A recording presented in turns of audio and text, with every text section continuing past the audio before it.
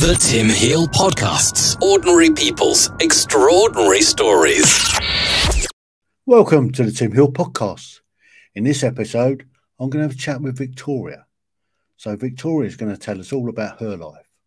So Victoria, if you can tell me when and where you were born, if you can describe what it was like where you grew up, the schools you went to, and the education that you received. So Victoria, here you go. You're in the room. Hi, thank you. Yeah, I was born in 1979 in a town called Wishick, North Dakota. It is in the southern part of the state.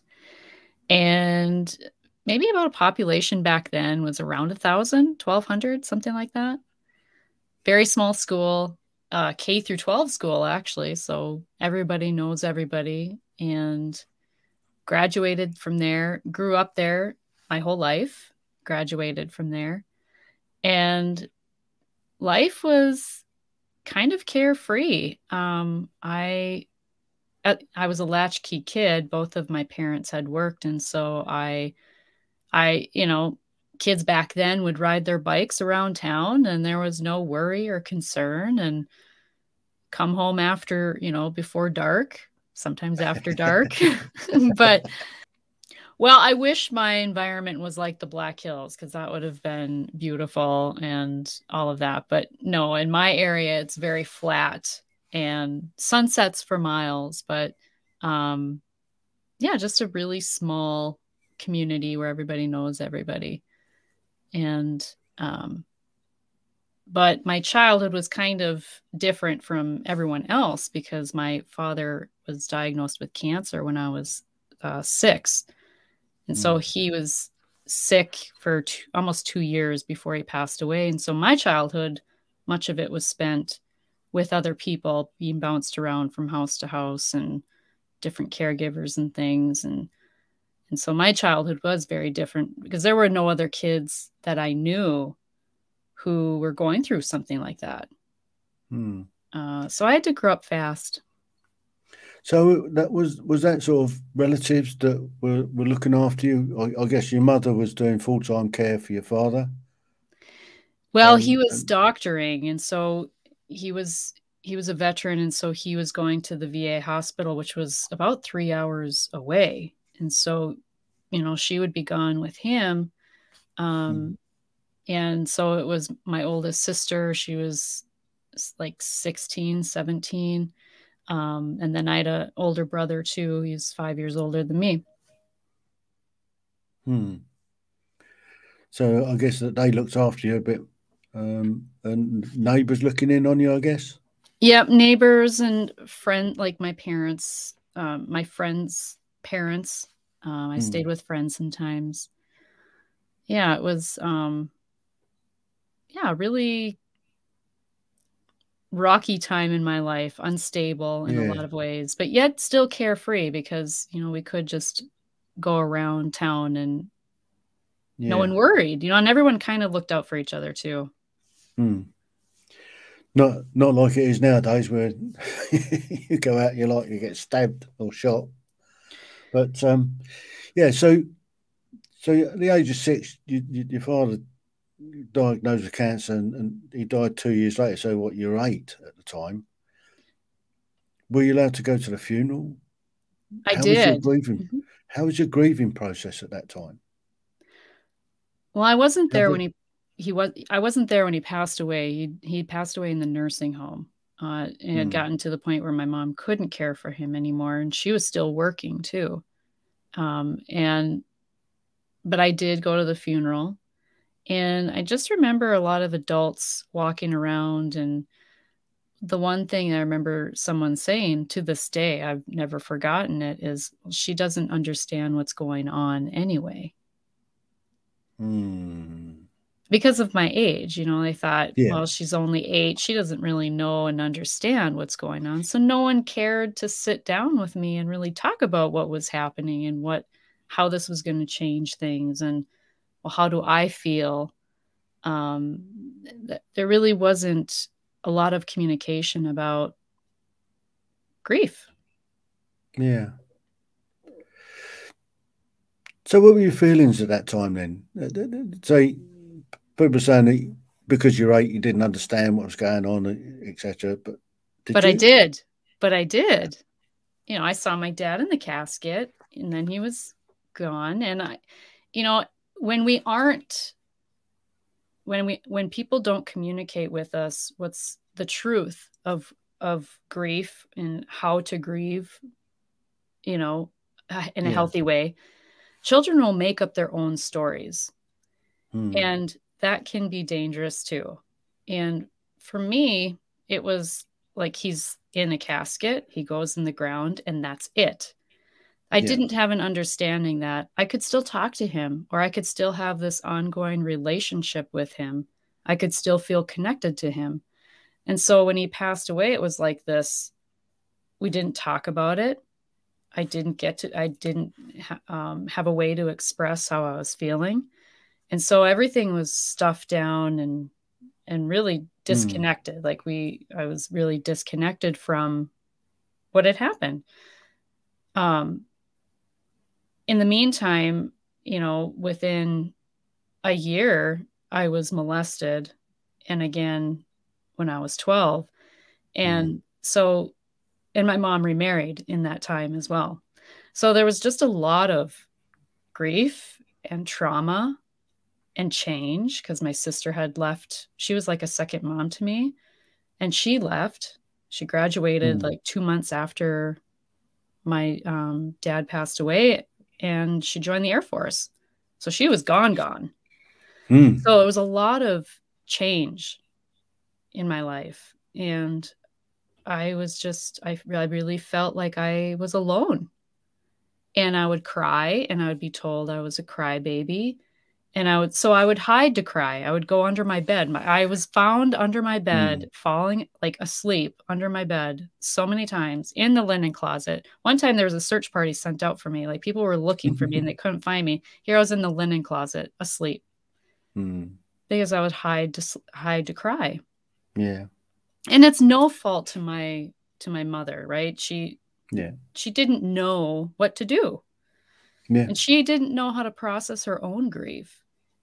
And when we don't understand how to do that as adults, we can't be that role model for children. It's really difficult to emulate Yeah. what is healthy grieving when we don't know how to grieve ourselves. And I guess her moving on that quickly, I mean, remarried within a year, Two I guess years. that's Yep. within 2 years, that's going to have a detrimental effect. I mean, that's going to affect you. Depends what the relationship was with you and I guess a stepfather. And we did get along. There was no issue really there. It's just they didn't get along real well. I mean, they did at Mm. first, but he was a long haul trucker. And so she would be gone with him a lot. And so when I say I was a latchkey kid, I really was alone much of the time. Mm. My brother was, you know, 15, 16 by that time and had a job and kind of did his own thing. And so I was really kind of alone. Yeah, And so I so guess you were what, 10, 11 by that time? I would have been 10 when she remarried. Yeah. Mm. And he would have been 15, my brother. And so, yeah, he was kind of off doing his own thing. And I was just left to roam the streets, I guess, you know, run around town, which was probably a good thing that there weren't those other concerns or worries, right? Mm. Growing up in a small town. That could have gone a different way had we lived like in a big city or something like that, you Yeah, know, where you're exposed to different things and different characters. yeah, So yeah, I think you bring up a good point in just how our environments really shape too the paths of our lives because yeah, like I said, had I been in a bigger urban city, yeah. Could have been a lot worse. who knows what path I would have Yeah. ended up down. So, if you can, if you talk about, you said earlier that you were molested at some stage. Mhm. So, how and who did it? I don't care to discuss who did it, like Okay. a name. I mean, I'll say that it was someone that my family knew, which is often the case. Yeah, Usually, yeah. typically, it is someone the It's family knows or a family yeah, member. It's either someone you yeah. know or a family member. I mean Um, that is generally it's generally not a stranger. Not That's certain. generally. Hmm. Not generally. So yeah. Yeah, that was I mean, that took me well into my 30s until I've actually probably in the last 5 years that I've really Mm, addressed that, to be honest. yeah. Yeah, it, and as a teenager, one of the things growing up in a small town, there isn't a lot to do. And so when you do get Mm, up in the upper high school, you tend to go to parties then, right? There's not yeah. much to do. So on the weekends, that's what you do. And that's what I did. For the most part, though, I had a pretty good understanding of what was right and wrong. Mm, Um, and so I really didn't get too out of control in high school, but in my early 20s, that's when I made up for it. That's when alcohol really became my vice mm, and was starting to take me down a path that was leading me into a train wreck of a life. yeah. Um, but my husband came into the picture and changed my life, really. I mean, and Mm, I graduated with him, but we never dated or anything until 7 years after we graduated. mm, So we were friends. But yeah, him coming into my life changed my life for sure. yeah. So how did your high school go then? So you've gone through school. I mean, you're a bit of a latchkey kid anyway, so you sort of coming and going during your teenage years. Um, how was Yeah, your schooling? I think I I mean, managed did it affect you at all? in my younger years for sure. Like I was a very distracted child. I was tardy a lot. I did have stomach issues. I was actually diagnosed with irritable bowel syndrome when I was 16. That was grief, actually. I look back Mm. now and I know that that was grief. Um, but for the most part, grades wise, like into my high school years, I really did try. I had to try because I wasn't a good tester. Mm. And I excelled in some areas more than others, but I was overall a good student. I graduated with honors. Mm. Um, but again, um, it was just my own determination to, yeah, I guess to be as good as I could be Yeah. despite my circumstances. Mm. So you graduated high school. What did you Mhm. do after that? Did you go straight into the military, or did you go to college, university?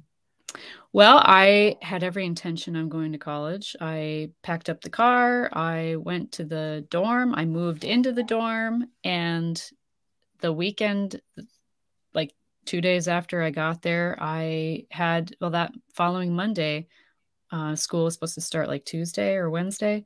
I had a conversation with the financial aid office and I panicked. I had no idea how I was going to pay for it. And I was going to go for clinical lab science because I love science. And as quickly as I got there is as quickly as I dropped out. I didn't even give myself a chance. I didn't Mm. think I could do it. I didn't think I could financially take the pressure of having to come up with the money. Um, and it would take another 2 years before I would join the military as a means to attend college, as a means Mm. to help pay for college. In the meantime, I worked two jobs and just, yeah, I was just kind of trying to figure out what I wanted to do. So I joined the National Guard at 20. I was one of the oldest ones at boot camp because usually it is people right out of high school. Um, And that was the first time I really saw myself accomplishing something I never thought I would be able to. Like you had to do one push up to be able to go. And I barely got that one push up. Like barely. I was so weak.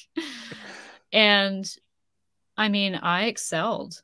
I excelled at boot camp. In fact, I did the most push-ups of all the females in my platoon, 72 in 2 minutes at that time. And so I really saw myself transform through that process and looked in the mirror and saw myself differently than I'd ever seen myself before. Like, I can do hard things. And it wasn't easy, but I think I did it to prove something to myself, I suppose. But I came from a family of service. My dad was in the military. My grandfather was in World War II. My dad was in Vietnam. My sister joined the Air Force. My brother was in the National Guard. My other brother was in the Navy.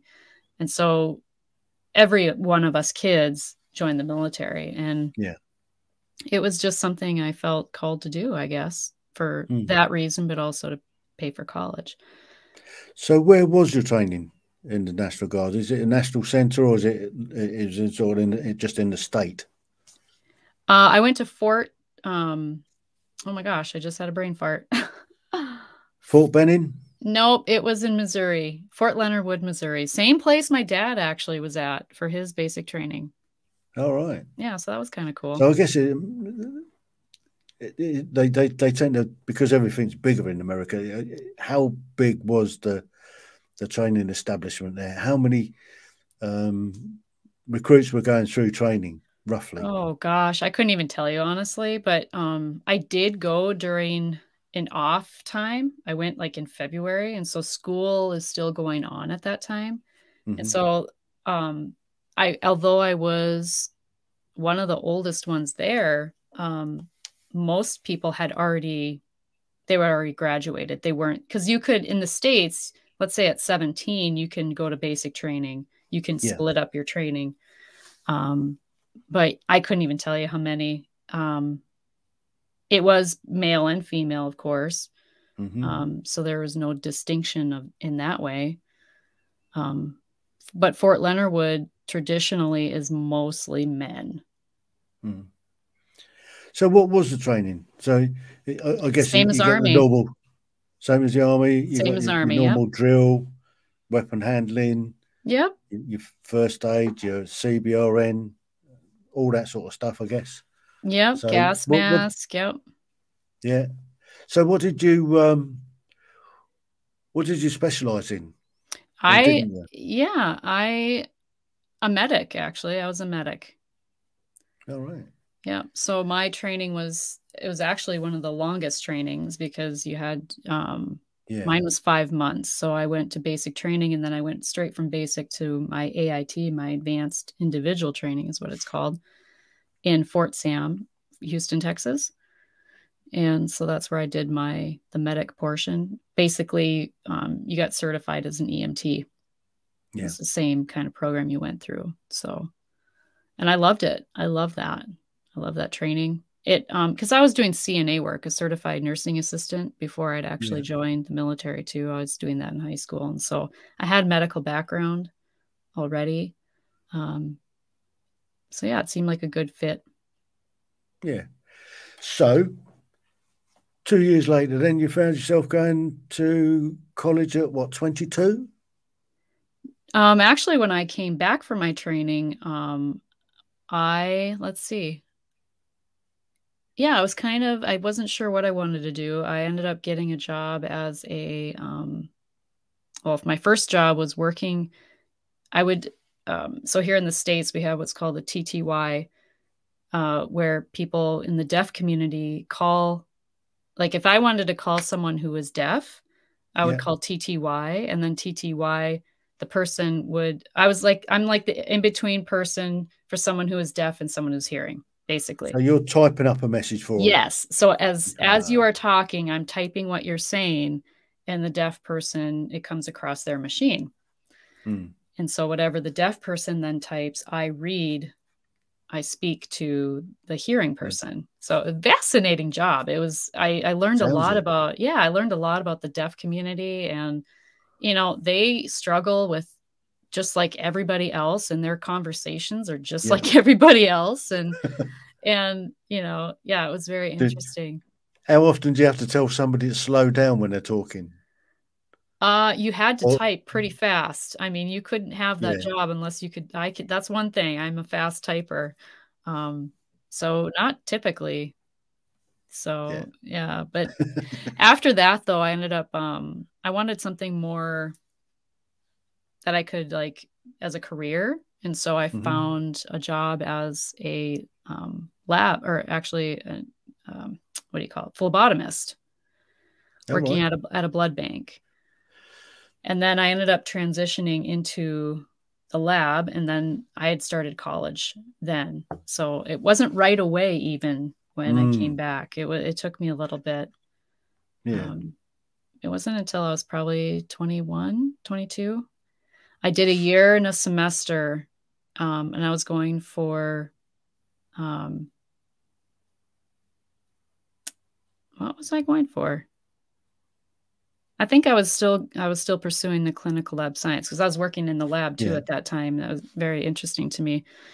But then I ended up getting my orders to be deployed. My husband and I had gotten married, and then I got my orders to be deployed. He was coming off of a deployment with the National Guard just as I was supposed to go on a deployment. And so he volunteered and he deployed with me. So we both deployed to Iraq.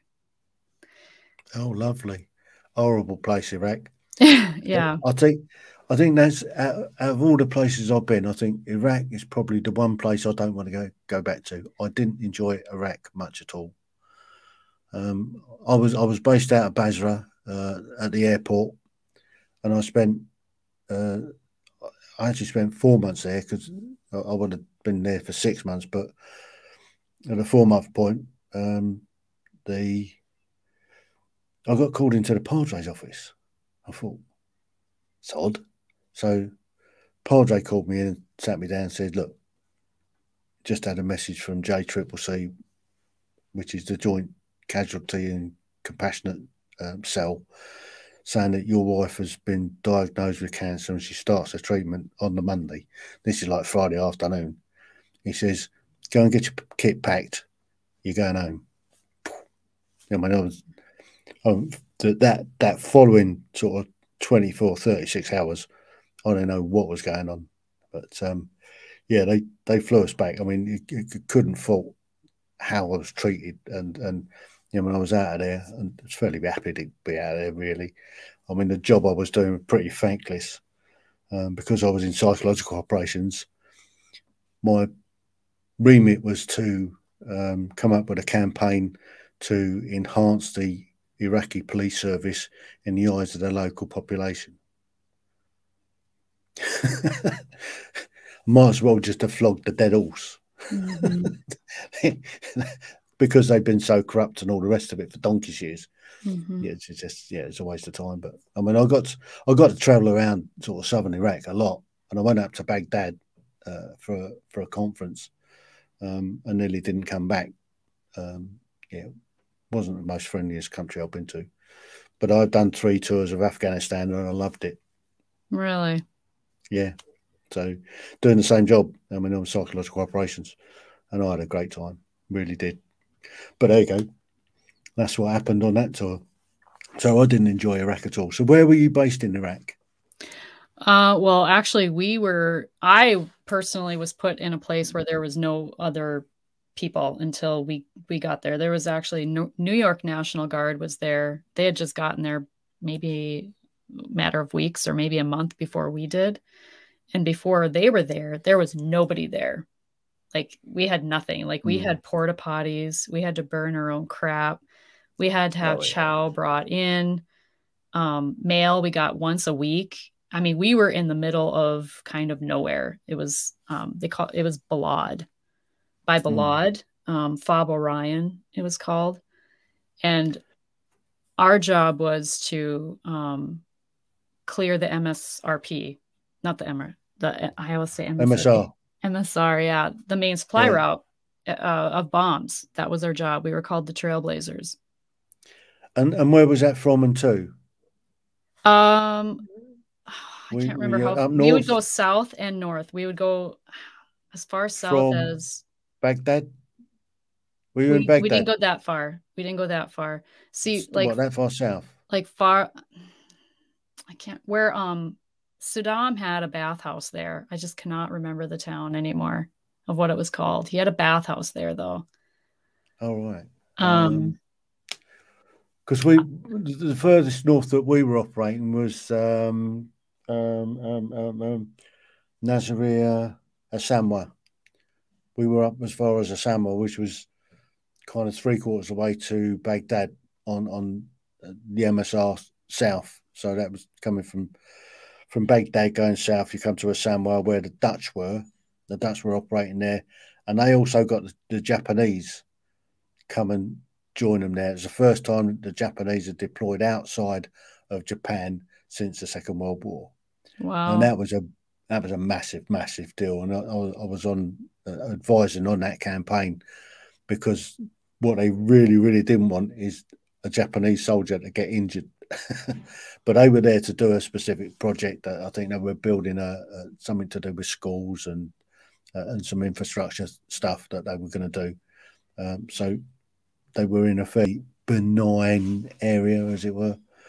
And then we worked with the Italians in Nasiriyah, and then we was working with our guys in Basra City and out to Alamara and all the way down to Kazar. So we covered the whole of the south, basically. And I spent a lot of time driving up and down that main MSR. We had two GMC Envoys, and I mean, big V8 jobbies, an endless amount of fuel. So we were driving around at sort of 100 mile an hour. Yeah. Didn't care how much fuel we used. Well, we drove about 15 to 20 miles an hour in like World War II equipment. Like we had it took us quite some time, several months before we even got like armored vehicles. Was this fairly early on then, sort of 2003, 2004 time? Yep. Yeah, that's why I was there. I was on 2004. Do you remember Fob's Biker? No, we went into Camp Victory. We went into the Green Zone. Okay. When I was up in Baghdad. But we had different fob names when we were down south. I mean, Basra City was the main battle group. We were at the airport in Basra, or just outside Basra, and then I went over to say these other places, Asamwa and Nasiriyah and places like that. So working with different troops. So it was an interesting time, but it was a thankless job actually. But there you go. Yeah, it's a smell you'll never forget, right? Yeah. Yeah. But there you go. That's Iraq. Yeah. So how long did you do in Iraq then? Because you guys do a lot longer tours than us. They sting you for about a year, don't they? Yeah. Yep. Without any R&R.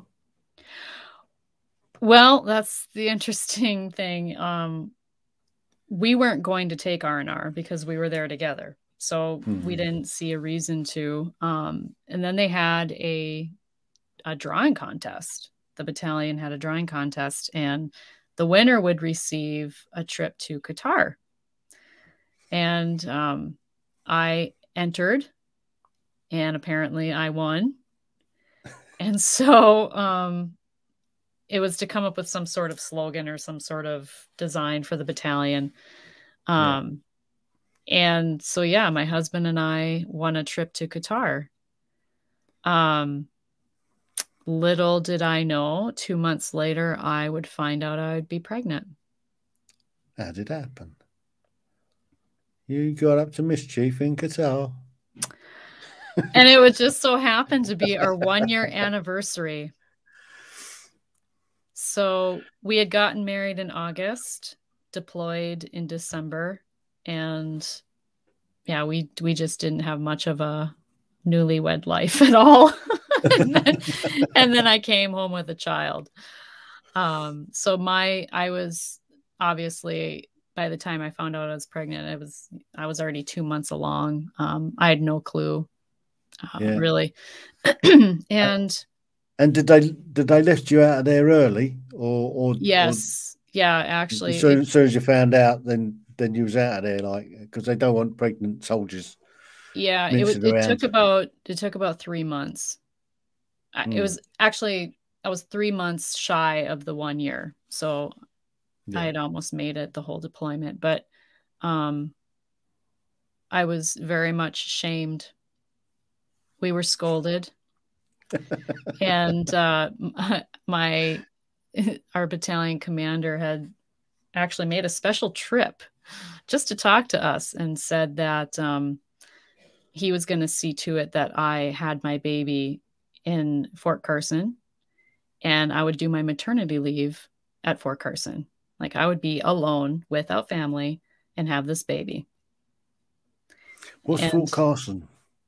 Fort Carson is in Colorado, but that's where we had our training before we deployed. So yeah, he said, you're going to go back to Fort Carson, and that's where you're going to stay all by yourself, and you're going to have your baby there, and you're going to do maternity leave there. And that's very kind of him. Yeah, it was.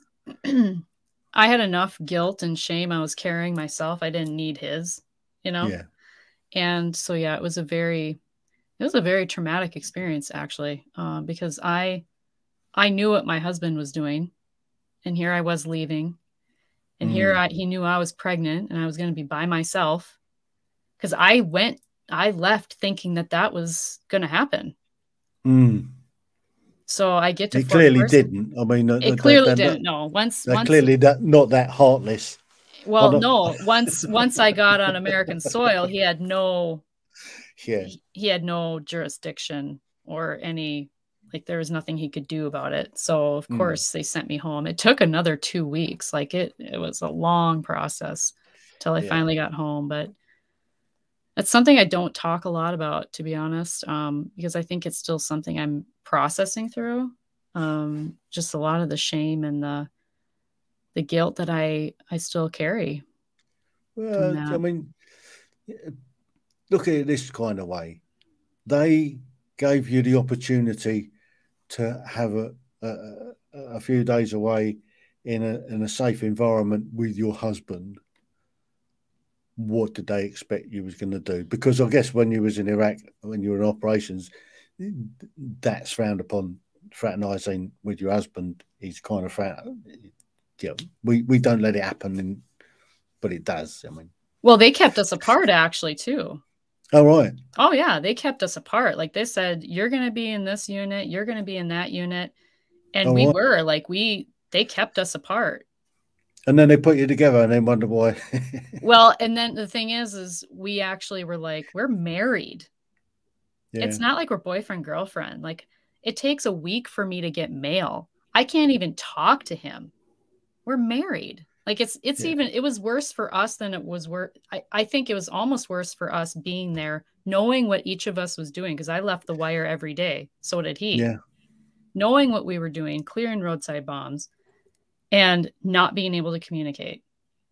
Unlike soldiers who were there could call home, right? And talk to their loved ones. We didn't even have that. And so finally we petitioned, and they let us be at the same base, but then they still said, well, you're still going to be on separate platoons. Patrols. You're going to go on separate patrols. And that was fine. We completely understood that. But at least you were able to go to the cookhouse and have chow together. Or weren't even not even, because we were on opposite shifts. Yeah. So we didn't get to see each other a whole lot, and we didn't even get to sleep in the same quarters, right? They kept us completely separate even when we were together. And so, but now it's like, even after that, it's so different now. Married couples, they live together. It's so different. But yeah, it was very unkind experience, to say the least. But you came through it. You We survived it. What did. happened? Yeah. Did you stay in the National Guard after uh, you gave birth, or did you sort of pull the I pin out? it took let's see. I stayed in for about another 6 months. My husband was still in, and so we didn't want to risk both of us deploying again, having children. And so I decided that I would get out. Mm. And he was actually up for reenlistment, and he was thinking he was going to reenlist. So I got out. He then ended up not reenlisting. But yeah, I did get out, and I don't know, sometimes I kick myself for that. But you know, we can't beat ourselves up No. for Well, I decisions guess we you're make. still entitled to all the VA benefits. Yes. Yeah, that's been huge. That was huge for us, especially early on in our marriage, you know, with Mm. having a kid and all of that. And yeah, very grateful for the VA for sure. Yeah. So you got out of the National Guard. So what did you do? I mean, had because you're only halfway through your university, your college course. Were I you able didn't to go go back. back? I No. was going to go back. That was actually part of the like before I deployed, I was going to transfer colleges and go into nursing. And so we had actually just bought a place in a different city, and it had just moved. Like we literally moved into the place, got our orders, and so we didn't even get to live in the place. We didn't even get to live in the place before we left. And So you what know, did you do so with the place? Did you rent it out while you were away, or? no, my sister-in-law took care of it and looked after it and things. But then at least I had a place to come home to, right, when I came Yeah. home early. So it worked out the way it should have, I guess. But I ended up having 3 children in 4 years. So I didn't go back to college, and because I had my hands full, obviously. I bet. But I ended up opening a business. I started a photography business, and that was my life for a good 10 years. I was shooting, and then I just felt like, you know, it's kind of meant for more. And so I started Mm. blogging and writing. And 2014, I just, So let's just have a quick look at your photography business. What sort of photography were you doing? Were you doing like the wedding photographer, or were you doing sort of commercial stuff? I started out in What's weddings. Yeah, I started out in yeah. weddings, actually. Yeah, So so so you did a bit of wedding photography. I mean, that's a nightmare in itself, isn't it? Because yeah, you really, really don't want to muck it up. Were you using wet film at this time, or were you gone fully digital? I was digital, and I didn't plan to do weddings. I was asked to do a wedding, and then it snowballed from there. Mm. So that's how I got my start, was in weddings. And then ultimately I ended up doing, my favorite were seniors, high school seniors, All and right, for the yearbook. mhm, and families, and I did do weddings yet until towards the end there. And then I was starting to venture into like beauty and glamour. Um, but I just decided I don't know, my youngest was starting kindergarten, and I was kind of having a midlife crisis and questioning my life and what do I want to do when I grow up. And um, Right, I'll just put this out there now. I'm going to be like the Beatles when I'm 64 in a few weeks' time, and you don't ever grow up. yeah, right. Stay I, I, curious. I've got this incurable condition. It's called the Peter Pan syndrome.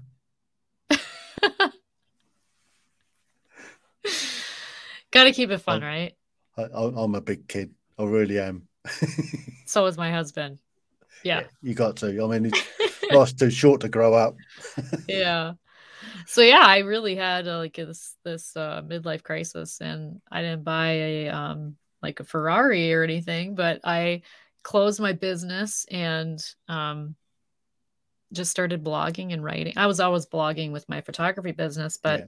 started to just venture into personal development and started to share what I was learning about spirituality, and just my own grief was really coming up to around that time, all that old stuff. And so I was really working on myself a lot. I spent a good 5 years really diving into who I was, because I felt really screwed up at that point. That's when I was still using alcohol in a not healthy way. And I had another loss, and that kind of opened up a can of worms for me, and realized I wasn't okay. And then that's when I found grief recovery, and grief recovery is ultimately what really transformed my heart, and my grief really changed my life. Yeah. And then that led to Reiki, energy healing. I'm a Reiki master, and everything that I've done or accomplished or have called into my life since working on my grief has been because I've worked on my grief. Because I think so often grief is a clarifier for us. We start to ask ourselves those bigger questions. And when we're in it, we're kind of disconnected from ourselves and our intuition, and we can't really see ourselves clearly or others clearly. And once I addressed all of that, I had a lot more clarity about who I was and what I was really meant for in the work that I could do and what I could offer the world in a deeper way, more meaningful way. And so that's why I do the grief work today and everything that I do. Just, it's full circle. Yeah. So so you managed to address all the dramas that you had when you was a kid that you bottled up for donkey's years. And going through the midlife crisis has brought it to the front, and you found a way of dealing with it. So you're here now and teaching people, or you're assisting people. How do you go about that in the first place? I was really still kind of rejecting that part of myself, that part that I'm really empathic and I can really sit with people in their deepest pain, and it's not something that I'm uncomfortable with. Like I'm very comfortable sitting with people in their pain. I always have been. But I've always kind of rejected that part of myself in a way, because I couldn't see that clearly either. Right. I couldn't see that part of me. And I had started a new business called the Unleashed Creative, and I knew what I wanted to do with it. And I'm a very strategic person. And so I wanted to help people, because I knew the photography business. So I kind of wanted to assist creatives in their businesses. But that was kind of not really going anywhere. And then I had a conversation with a good friend who does websites and stuff, just a one-off conversation. She's like, "You wrote a book, right, about grief?" And I said, "Yeah." "Why are you not pursuing working in grief?" Huh. Good question. You can't see the label when you're inside the jar. So good question, well presented. She presented a question that it was like a no-brainer to her, but to me it was like I just couldn't see it. And the Unleashed Heart was born, and it's been full steam ever since. It did. It really did. That one conversation really did. How long did that take off? Once you've identified it, and I guess, within 2 months. So before I even found grief recovery, I was going to go on this path, right? So I was developing something myself. It was basically like an e-series, or an email support, e-newsletter type program or whatever. And just to support grievers wherever they are. And but within 2 months, I really just I knew that there was stuff residual within me that needed to be addressed. And so I just went to Google and I found grief recovery and signed up and came home after I was certified, and came home and I started doing groups right away. And it just kind of took off. And then we had COVID. So that changed things and ended up, but it was a blessing in disguise for me, because I was able then to take additional training, and we actually now can offer grief recovery online because of COVID. You know, it made a lot of businesses rethink how they do business. And yeah. So how long did it take you to get certified? How long did you have to go away on a course, or? I did. I ended up going to Austin, Texas. And the training itself it's over 4 days. It's like an intensive, and you go through the program yourself. Yeah. And they have a program where you can do it in 2 days, and that's not for everybody. And that's the aspect of it that they bring to the certification training, is like, you do the program in 2 days, and it's like drinking from a fire hose. You're like so I addressed like my most emotionally charged grief of over 30 years in 2 days. And on the plane, when I got there the day before training, because I had a couple days, I went a couple days early and I stayed a couple days after, just to enjoy Austin a little bit. And the morning of my training, I woke up and I had the craps and I was puking. And it was like this, it really was like this purge before the purge. Yeah. I physically got sick, and that's not uncommon, actually. And you think that was the anticipation? Did you get anxiety? I think it was going into this. Yeah. Did you have an idea of what you were going into to start with? You know, I knew the outline, and I'd actually read the book too that we use in the program, because the initial training I signed up for had been canceled. So I wasn't planning to go to Austin, but I knew this is what I needed personally. I knew it's what I needed. And so I signed up and I went to Austin. So I had read the book already. And so and good thing I did, because I was able to follow along and I knew what the trainer was talking about. But that was horrible. I mean, it was the most incredible and horrible experience at the same time. Sounds fairly brutal to me. Yeah, but you know what? I went home an entirely different person than when I went there. It was the most transformative experience for me. It was like a mountain was off my shoulders emotionally, and this emotional mountain was off my shoulders. Because I was so angry. I was an angry child. I was an angry teenager. I was an angry adult. It's just, I bottled it. I just bottled it all. And so it was that coming out is for the first time in over 30 years, right? It was, I physically got sick. So that kind of, that got you on this road now to where you are. Yeah. But, you know, I was determined though. I chose, because I was already there, right? So I said, let's line up some chairs. I'm going to lay on the chairs.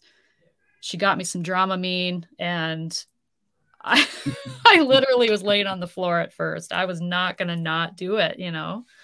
But yeah, it changed my life despite all that. Yeah. So what are you offering now then? Yeah. So you've got your website, The Unleashed Heart. Yeah, I do a lot You've gone through 2 years of COVID, so you've had to adapt to be able to do it. I mean, it must be really difficult to try and manage somebody's grief on the internet. You would think, but it's not. Without seeing them in person. Or do they tend to open up a bit more? We see each other on Zoom. We connect on Zoom. It's my program. So in the process of working with grievers, I felt like, and even personally, it's like grief recovery is amazing in and of itself, and it addresses grief specifically. It's evidence-based to do that. It's proven to do that, and it does. But then what happens after that, right? Because when you answer once you've addressed the grief, you ask yourself these bigger questions. What do I want to do with my life? Well, what now? Yeah. What's next? But grief recovery didn't answer that. And so I ended up finding what's called UMAP. And UMAP is essentially, it helps uncover your top 5 strengths, what your values are, your skills, your preferred skills, and how you're wired. And all of those things together, these 4 pillars, create what's called a UMAP. And that is actually was life affirming for me that I'm on the right path. But for the clients that I took them through grief recovery and then UMAP last year, I found that was the missing piece for me. That was the missing piece in the work that I was doing. So I've combined these 2 programs into one, and I call it Do Grief Differently. And it's 12 sessions. And so that when you start working with me, we're going to meet 12 weeks, once a week, and you'll have a transformative experience, and you'll have tools and new information that you can keep for the rest of your life. Brilliant. Yeah. So that's it then. You've kind of cracked this new model, and do you see people in person, or is it now just because you can do it over Zoom, you do it that way? Actually, I can do it in person. I did, up until COVID, work with grievers in person, in groups, but I can also do groups online. So, yeah, it's pretty incredible. You would think that it's not as much of a connection, but it really, I've had clients that are in other parts of the world, and it's just amazing what we can do, the connection that we can still create. And I can still sit with people through their hardest losses and most challenging relationships and help them navigate it and get to the other side and feel lighter and happier because of it. Fantastic. I guess it's like having a trauma. I don't know whether the Americans have it, but we have it in the British military. If guys have been out and they've had a trauma, well, any sort of trauma, it doesn't need to be military, but something like a severe car accident, or you've seen your mates blown up, that sort of thing. We have a process, we call it TRIM, which is Trauma Incident Management. And you go in sort of 72 hours after that incident, and you record the incident, you talk to the people, and you tell them the way that they're feeling. It's not unusual to have those feelings. And then you do a follow-up sort of 30 days later to see if those feelings have changed and how they're dealing with it. And if they're still sort of struggling at coping, and that's also not unusual. And then you go in at 72 days, and all the while you're assessing. And when you do the 72-day follow-up, by then you know whether they're going to cope with it or not, and you can signpost them onto sort of professionals that will take them on. And trying to capture that early saves that in onset of PTSD later in life down the road. And that's the way the British military are doing it. Yeah, if they'll be honest about how they're feeling. It's really, really difficult. But it's getting people to talk about it, particularly those that are involved in a particular incident, to get them to talk through what they've seen, and to let them know that it's okay to talk about it. It's not unusual the way that the feelings that they're going to have. So, and that's I guess a way of dealing with grief as well. So there you go. That's what happens on this side. Yeah. Of the pond. Yeah. And I think one of the biggest components of grief recovery is, or even addressing grief at all, is taking action. Because time just passes. It's the action that you take in time that really matters. And so whatever that action looks like, it's not using alcohol to feel better. It's not gambling or shopping or, any other of these short-term energy relieving behaviors that we kind of turn to when we're feeling down and we want to avoid, and we want to avoid what we're feeling. We resort to behaviors to feel better. And if we can have the awareness around what those are, we then can recognize and change that behavior, right? Yeah. Take action, different action. So. Well, I think we've had quite a chat, actually. Yeah. My life story in under an hour.